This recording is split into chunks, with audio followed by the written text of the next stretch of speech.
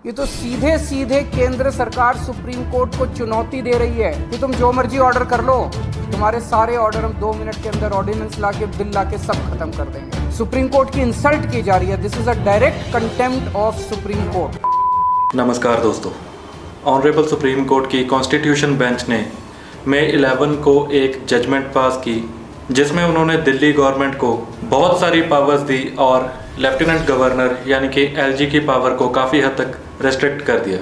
अब इस जजमेंट के बाद लेफ्टिनेंट गवर्नर यानी कि एलजी के पास सिर्फ 3 की एरियाज़ की पावर रह गई थी, जो कि थी पब्लिक ऑर्डर, पुलिस और लैंड। बाकी सब पावर्स ऑनरेबल सुप्रीम कोर्ट ने दिल्ली गवर्नमेंट को ट्रांसफ़र कर दी। इस जजमेंट का पर्पज़ था एक बैलेंस बनाना सेंट्रल गवर्नमेंट के नेशनल इंटरेस्ट और दिल्ली की इलेक्टेड गवर्नमेंट के इंटरेस्ट्स में। लेकिन 19 मई को सेंट्रल गवर्नमेंट की तरफ से एक ऑर्डिनेंस लाया जाता है जिससे एलजी को दोबारा से काफ़ी पावर्स दे दी जाती हैं। आज की वीडियो में हम इस ऑर्डिनेंस के बारे में समझेंगे बिना किसी पॉलिटिकल पार्टी की बात किए। ये आपका काम है कि आप अपनी जजमेंट बनाएं इस बात पे और हमें कमेंट्स बॉक्स में ज़रूर बताएं कि आपकी क्या राय है इस ऑर्डिनेंस के बारे में। तो वीडियो शुरू करने से पहले अगर आपने इस चैनल को अभी तक सब्सक्राइब नहीं किया है तो सब्सक्राइब कर लीजिए, क्योंकि ऐसा ही लीगल कंटेंट हम आपके लिए लाते रहते हैं जो कि आपकी रियल लाइफ में आपके लिए काफ़ी फ़ायदेमंद होता है और लीगली आपको नॉलेजेबल बनाने में काफ़ी हेल्प करता है। तो चलिए शुरू करते हैं। ये देखिए ये लिखा है। सुप्रीम कोर्ट ने अपने फैसले में साफ तौर पर कहा कि सर्विसेज पर दिल्ली सरकार का अधिकार होगा। 1 week later, सुप्रीम आदेश क्या है? ट्रांसफर पोस्टिंग का जो अधिकार है वो दिल्ली सरकार के पास होगा, जबकि केंद्र सरकार का जो अध्यादेश है वो क्या कहता है? वो ये कहता है कि ट्रांसफर पोस्टिंग का अधिकार अब एक बार फिर से एलजी को वापस किया जाएगा। 21 मई 2015 को सेंट्रल गवर्नमेंट की होम मिनिस्ट्री के द्वारा जारी किए एक नोटिफिकेशन से सेंट्रल गवर्नमेंट ने काफ़ी पावर दिल्ली गवर्नमेंट की अपने हाथ में ले ली थी।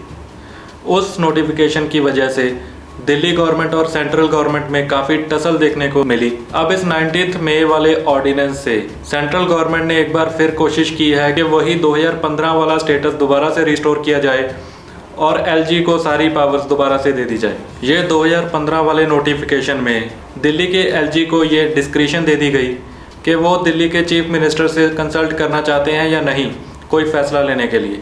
इस नोटिफिकेशन के ज़रिए entry 41 of the state list, जो कि बात करती है सर्विसेज के बारे में, इसको एक्सक्लूड कर दिया गया दिल्ली गवर्नमेंट की पावर से। ये नए ऑर्डिनेंस ने एक permanent national capital civil service authority बनाई जिसके चेयरपर्सन होंगे चीफ मिनिस्टर ऑफ दिल्ली। इसके अलावा चीफ सेक्रेटरी और प्रिंसिपल होम सेक्रेटरी मेंबर्स भी होंगे इस अथॉरिटी के।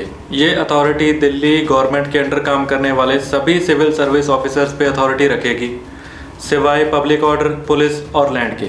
यही अथॉरिटी ऑफिसर्स की ट्रांसफ़र्स, पोस्टिंग्स और अन्य जो भी गतिविधियां हैं उन पे काम करेगी। लेकिन इसमें एक कैच है, ये अथॉरिटी वोटिंग से काम करेगी। जिसके हक में ज़्यादा वोट्स होंगी, सपोज़ एक ऑफिसर को ट्रांसफ़र करने की बात है तो अथॉरिटी में वोटिंग होगी, जिस तरफ ज़्यादा वोट्स पड़ेंगी वो डिसीजन लिया जाएगा। लेकिन इसमें एक कैच है कि अगर लेफ्टिनेंट गवर्नर का ओपिनियन इस अथॉरिटी के डिसीजन से डिफ़र करता है तो लेफ्टिनेंट गवर्नर का ही डिसीजन फाइनल माना जाएगा। यानी कि एक तरह से ये कह सकते हैं कि एलजी को एक बार फिर से ड्राइविंग सीट पर बैठा दिया गया है। ये भी हो सकता है कि वो अथॉरिटी के किसी भी डिसीजन को ना माने और इस ऑर्डिनेंस के ज़रिए जो भी फैसला लेफ्टिनेंट गवर्नर सुनाएंगे यानी कि एलजी सुनाएंगे वही फाइनल माना जाएगा। ये चीज़ एक ऐसे सिनारियो को भी जन्म देती है जिसमें यह भी हो सकता है कि ये जो ब्यूरोक्रेट्स हैं इस अथॉरिटी के, ये दिल्ली के चीफ मिनिस्टर को ही वीटो कर दें।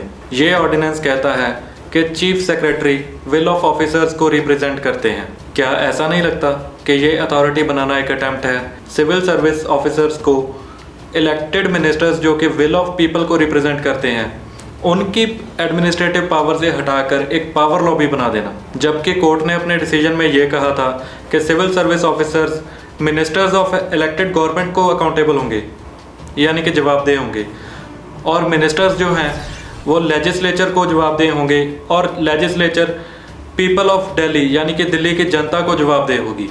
अब सवाल ये आता है कि क्या ये ऑर्डिनेंस सुप्रीम कोर्ट के जजमेंट के खिलाफ है? ये ऑर्डिनेंस सुप्रीम कोर्ट में दिए गए एक आर्ग्यूमेंट पे बेस्ड है, जिसको सुप्रीम कोर्ट ने अपने जजमेंट में भी एक्नॉलेज किया है कि पार्लियामेंट की ज़्यादा बड़ी अथॉरिटी है एनसीटी ऑफ दिल्ली में कानून बनाने के लिए। सेंट्रल गवर्नमेंट ने एक रिव्यू पिटीशन फाइल की सुप्रीम कोर्ट में, जिसमें उन्होंने ये आर्ग्यू किया कि दिल्ली एक फुल फ्लेज्ड स्टेट नहीं है, ये जस्ट एक यूनियन टेरिटरी है जो कि एक एक्सटेंशन ऑफ यूनियन है, तो पार्लियामेंट ही दिल्ली की ट्रू लेजिस्लेचर होनी चाहिए। तो सुप्रीम कोर्ट ने 11 मई के अपनी जजमेंट में इस आर्ग्यूमेंट के ऊपर भी एक टिप्पणी की कि हाँ ठीक है कि दिल्ली एक फुल फ्लेज्ड स्टेट नहीं है, लेकिन फिर भी दिल्ली गवर्नमेंट की लेजिस्लेटिव असेंबली, उनके पास कॉन्स्टिट्यूशनली ये पावर है कि वो कानून बना सकें दिल्ली के अंदर जो मैटर्स स्टेट लिस्ट और कॉन्करेंट लिस्ट में फॉल करते हैं। सुप्रीम कोर्ट ने यह भी कहा कि ठीक है दिल्ली एक फुल फ्लेज्ड स्टेट नहीं है, लेकिन फिर भी उसके पास एक लेजिस्लेटिव असेंबली है, लेजिस्लेटिव पावर है जो कि कानून बना सकती है लोगों के लिए, और दिल्ली में एक लोगों के द्वारा चुनी हुई सरकार है जो कि अकाउंटेबल है दिल्ली के लोगों के लिए।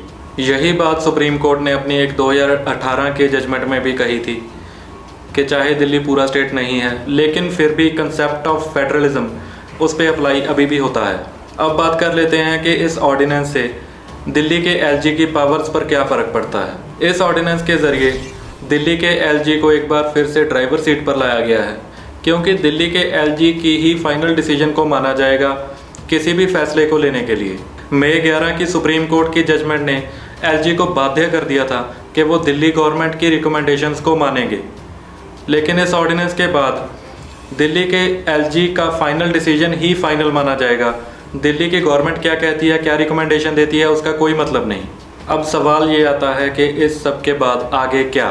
तो दोस्तों ये आपको बता दूं कि ये ऑर्डिनेंस भी सुप्रीम कोर्ट के जुडिशियल रिव्यू के बाहर नहीं है।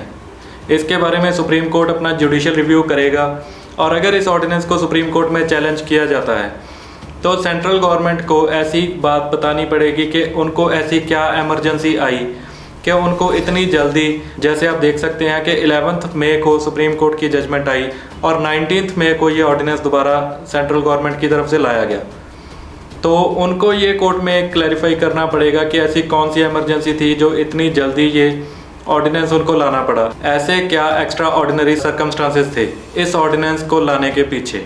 इस सब से एक बात तो क्लियर है कि सेंट्रल गवर्नमेंट और दिल्ली गवर्नमेंट के बीच की ये जो पावर टसल चल रही है ये अभी ख़त्म नहीं हुई। इसके बारे में अभी और बहुत कुछ होना बाकी है। दिल्ली गवर्नमेंट इस ऑर्डिनेंस को अभी सुप्रीम कोर्ट में चैलेंज करेगी। देखते हैं सेंट्रल गवर्नमेंट अपने बचाव में क्या आर्ग्यूमेंट्स लेके आती है, क्या फैक्ट्स लेके आती है।